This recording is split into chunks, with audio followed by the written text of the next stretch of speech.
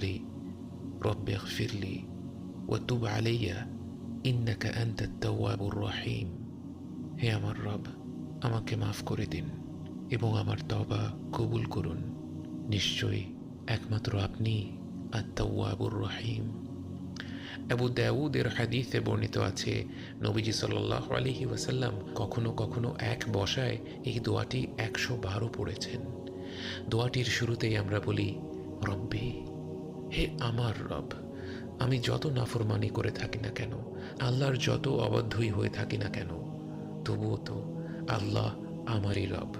আমি যত বড় গুনাহগারী হয়ে যাই না কেন, আর কেউ তো আমার রব হয়ে যায় না, আর কেউ তো আমার রব হওয়ার ক্ষমতা রাখে না, বরং আমার রব হলেন আল্লাহ, যিনি আমার শত নাফরমানি উপেক্ষা করে প্রতিটি মুহূর্তে আমাকে লালন পালন করে যাচ্ছেন।